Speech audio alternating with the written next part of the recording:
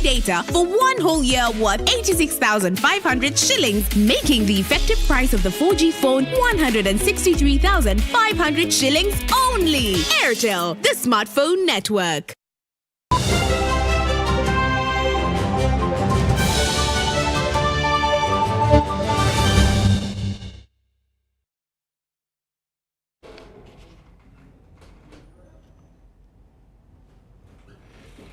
Yes, thank you so much for watching. Welcome back from the break, and let's go straight to business news. Animal Welfare and Protection Organization has kick-started a nationwide animal clinics and sensitization campaign to advocate for the rights of donkeys. The Executive Director, Animal Welfare and Protection Organization, Dr. Wesonga Wanderema, says that they have prioritized donkeys because they are widely used as means of transport but mistreated and marginalized when it comes to care and treatment. According to Dr. Wesonga Wanderema, the Executive Director, Animal Welfare and Protection Organization, Mount Elgon Region, residents are best known for using donkeys as working animals to carry luggages that include firewood, charcoal, and water in most homesteads on the Elgon Ranges, and man has taken minimal efforts to establish a friendly relationship with these working animals. Donkeys are used to carry water, carry potatoes, carry coffee, and they also are used to plow gardens. But they also give manure to the plants. But these animals do a lot of work, and most people just think that they don't feel pain, they don't get tired. So they overwork them. They don't give them adequate water, they don't give them adequate food, they don't leave them to rest a bit, they beat them.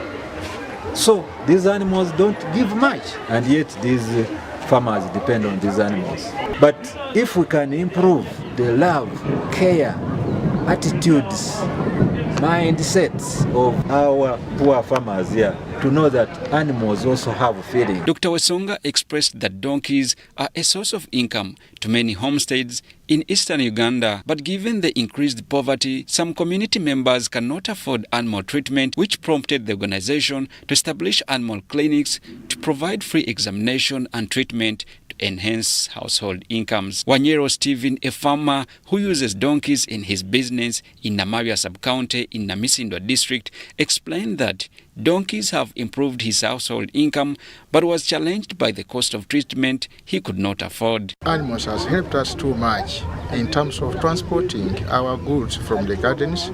But one of the challenges is that when they fall sick, actually as farmers, we don't access medicine very well.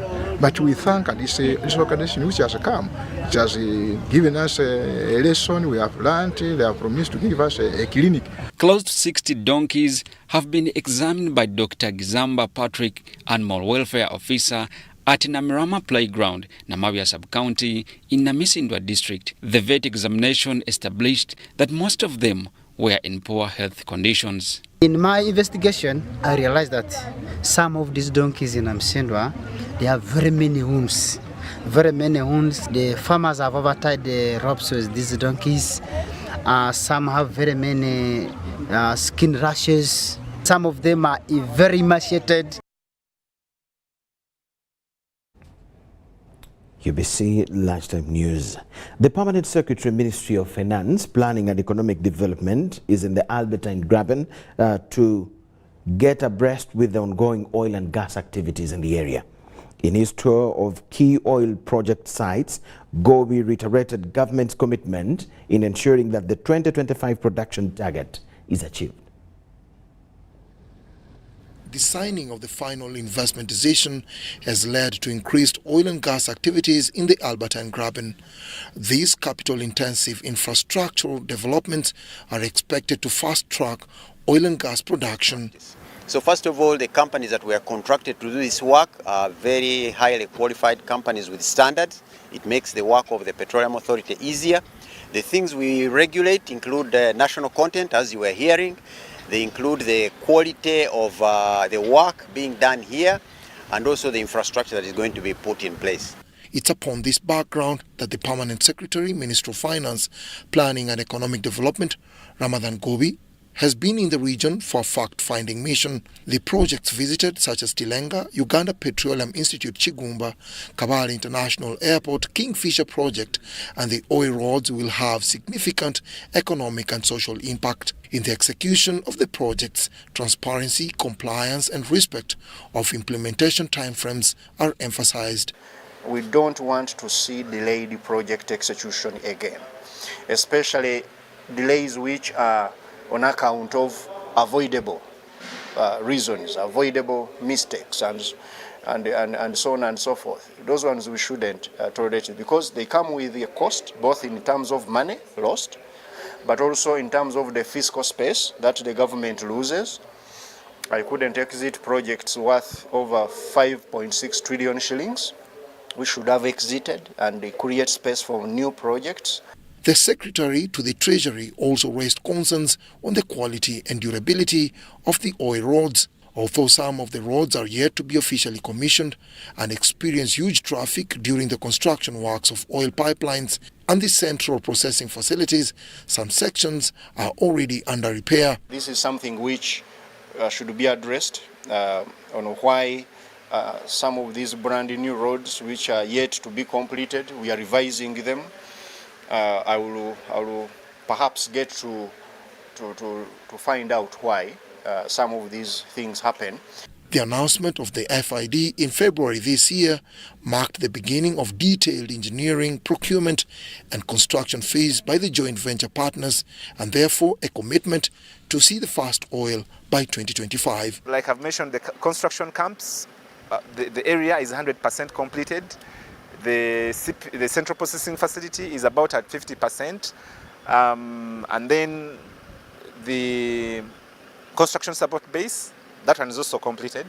So that brings the overall percentage progress to about 55%. Dennis Igoa for UBC News in the Albertine Graben. Ugandans continue to benefit from Indians' generosity with the latest offer from the non-government organization Uganda Social Education Welfare Association, benefiting 32 orphanage centers. The association has, pledged to increase its contribution to Uganda through medical and education infrastructure in the pipeline.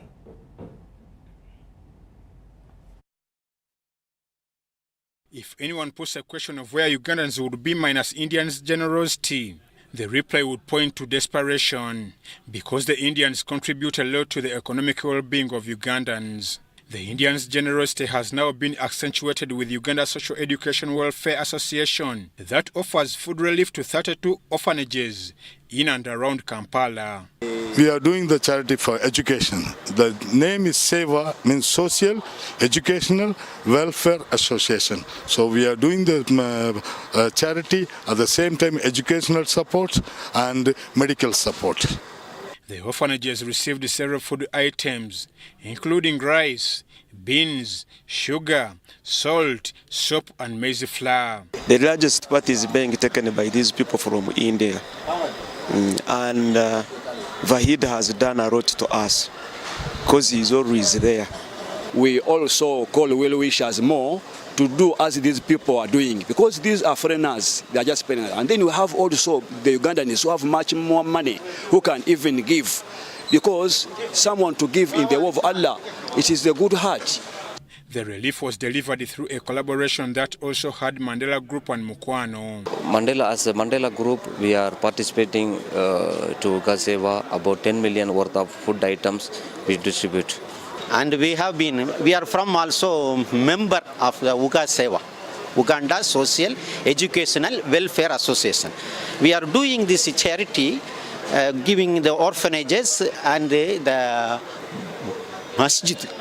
The plan, especially on the health front, is to construct a state-of-the-art medical facility to help Ugandans access quality medication at a cheaper price. The people of southernmost district of India, which is called Kanyakumari district, and we have even built a hospital in India.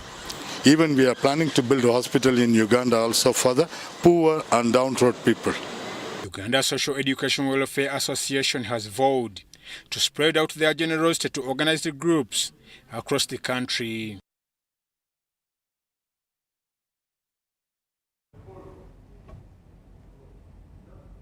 Buganda Kingdom artists and Abana Bachintu, in conjunction with Underground Contemporary Arts, Borderlands Arts, in partnership with Makerere University Chemistry Laboratory and the Goethe Zentrum, have presented artistic works made out of the backcloth. In ancient time, people in Buganda Kingdom valued backcloth, literally known as olubugo, and it was one of the commonest jobs done by men for cloth, cultural activities, among other importances. Baka cloth making is an ancient craft of Baganda who live in the kingdom in the central part of the country. Given in history, we've seen how backcloth has been used for different forms, for burials, and right now fashion designers are using it. Traditionally, craftsmen of the Ngonge clan, headed by Ekabogoza, the hereditary chief, the craftsmen, have been manufacturing Baka cloth for the Baganda royal family and the rest of the community. Mit einem Holzschlegel wird die Rinde nun gleichmäßig plattgeklopft. Das erfordert Übung und The current generation has appreciated the relevance of Lubugo. However, some take it for granted, relating it to cultural norms and witchcraft, as Shira Nachitendo of Abana Bachintu says. You still have that attachment to the taboo when they see you purchasing backcloth. Personally, whenever I would go to purchase it, people think I'm going to do some traditional activities, But some people are now open-minded. I mean, they're open to more ideas, like when they see the possibility of what can be done through it. Because of the wrong perceptions about Baka cloth, this is why Sheila and partners presented a sculptural installation at Makerere University, where they showcased illustrations and designs made out of the Baka cloth. And this is where I illustrate the damaged lung that comes from very many things: pollution, personal activities, and this is quite an illustration of that failed health. What are we doing with backcloth now? What will our children speak about? What will the descendants of Chintu speak about backcloth? Are they going to speak about it in the same way our ancestors spoke about it, or are we going to use it the same way our ancestors used it? If we are using phones right now, are we still going to use backcloth just the same way? So I was inspired to evolve it in that manner. The artifact's innovations come months after Uganda's Baka cloth was launched earlier this year in USA to promote tourism, investment, and cultural exchange. Sheila Nachitendo is working with Baka cloth, literally known as Lubugo, for art and textile to create a beauty of the famous Buganda culture. Ivan Juko, Edith Flower Namuleme, UBC News.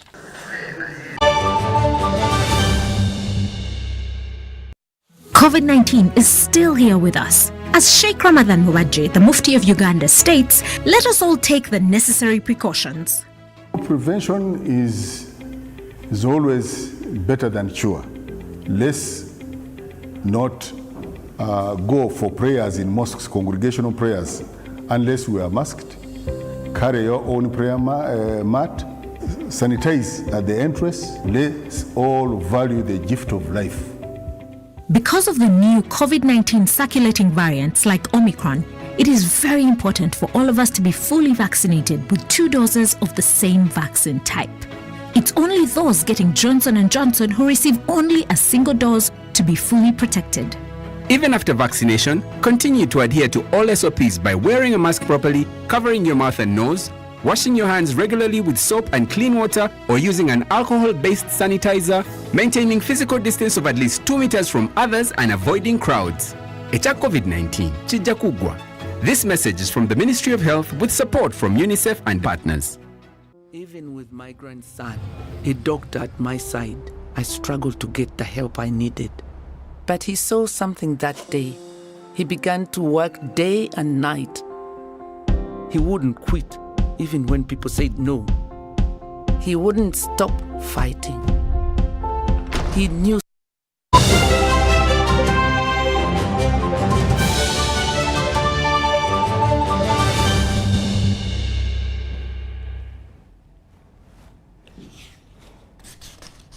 Yes, we thank you so much for watching. We'll wind up our bulletin with sport news. Manchester City played to a 2-2 draw against Liverpool FC in what many looked at as the title decider. In Uganda, Liverpool fans held an activation celebrating the club's existence, as we see here. Coming out tonight, that's the Baka score. A game between rivals Manchester City against Liverpool FC attracts not only the pomp, but equally the publicity it deserves. On the pitch, the tension of players and the fans all over, and it can only be a simple margin to separate the two sides.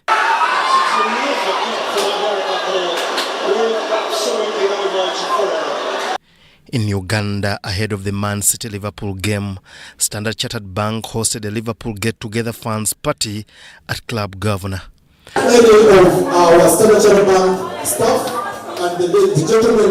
The game meant that whoever wins on the day would have an edge as the British Premier League takes shape.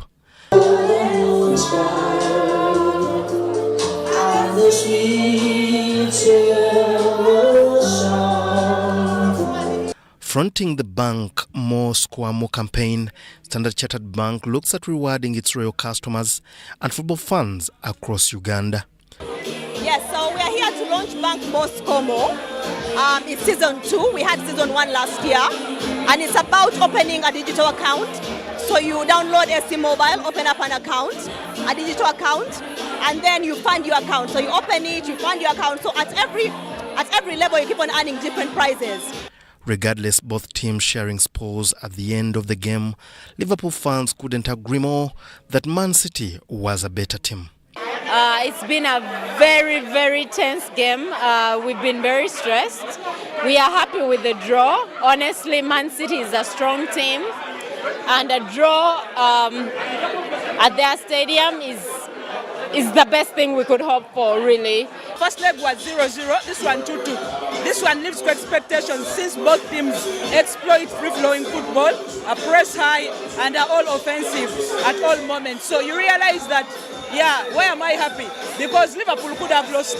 There was a Sterling sitter, the Sterling scored, but then offside. There were so many moments where you think Liverpool was lagging behind. Yes, this event, I personally am a Liverpool fan, and it was really wholesome. People having fun, getting together, releasing stress. It was really a nice event. The Liverpool fan base in Uganda is growing day by day and are set for better projects and activations in the near future.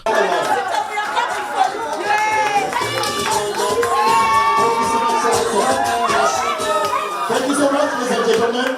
Remember,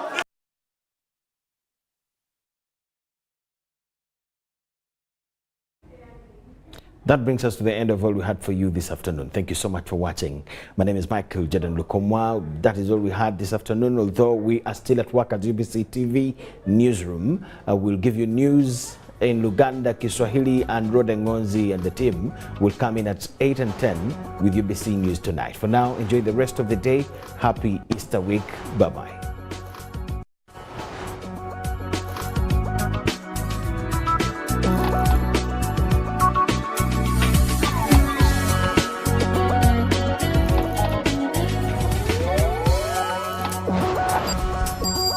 Need to send money to a loved one but you don't have enough on your phone?